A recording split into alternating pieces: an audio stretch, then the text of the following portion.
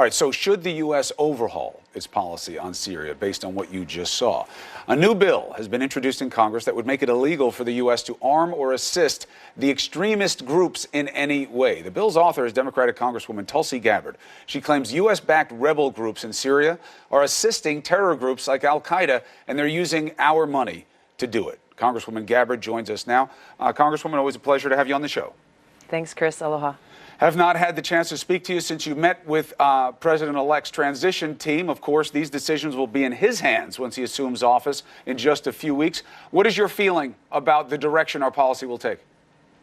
Well, this is exactly why I accepted the invitation to meet with President-elect Trump, was to speak very directly about the situation in Syria and to call on him to do what I have been talking about in Congress now for years, and that is to end the illegal, counterproductive regime change war that we have been fueling along with countries like Saudi Arabia, Turkey, and Qatar by pouring money and weapons and intelligence and other support to these groups that are directly working with groups like al-Qaeda and ISIS, groups that we are supposed to be trying to fight and to defeat. What were you met with by the transition team? It was a very substantive and it was a good conversation, talking directly about these issues. This is what my bill speaks to. The Stop Arming Terrorists Act would make it illegal, would prohibit us using any taxpayer funds from providing both direct and indirect support to these groups that are directly, again, working with groups like al-Qaeda or funneling that money through countries like Saudi Arabia and Turkey. Did you get any sense of whether or not the president-elect supports your bill?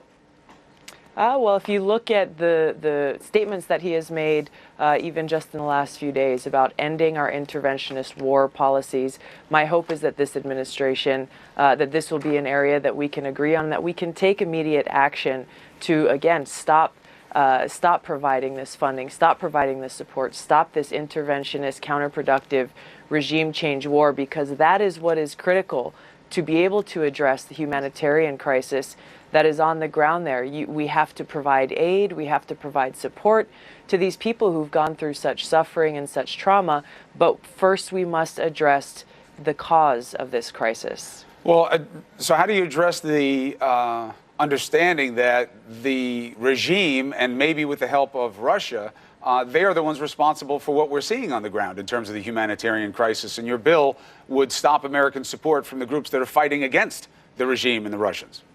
Well, just in your news report a few minutes ago, it talked about how these rebels are firing on innocent civilians as they are trying to flee these areas. We have seen time and again how groups that we are supporting, U.S. American taxpayer dollars are supporting, are directly working with groups like al-Qaeda and ISIS to try to overthrow the Syrian government. It is this regime change war that is driving this humanitarian crisis. We need to stop our support, stop this funding, stop funneling this funding through these other countries who, for their own interests, are trying to conduct this regime change in Syria to overthrow the government so that we can end this humanitarian crisis and allow the Syrian people in their country to begin to heal and to begin to rebuild their own country. But what about the piece of what's been motivating the U.S. policy, which is belief that Assad is a tyrant, that he's an oppressor of his people and he needs to be taken out in the name of democracy? And if the people want that, America acts on the side of those who want democracy and freedom. Well, this is the problem, Chris, with U.S. policy of thinking that we should be the world's police and going out and taking out secular dictators, as we did in Iraq and as we did in Libya and as we are doing now in Syria. In each of these actions, a few things have happened.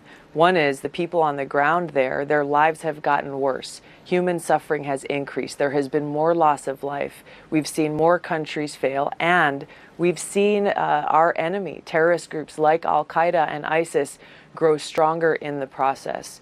This is why our focus must be on directly ending this counterproductive regime change war that we have been fueling, and taking that money that we've been pouring directly into helping these terrorist groups in their effort to overthrow the government and putting it towards helping people like the Kurds, groups like the Kurds, who have actually been our strongest ally and partner on the ground in defeating ISIS, the group that actually poses a threat to us.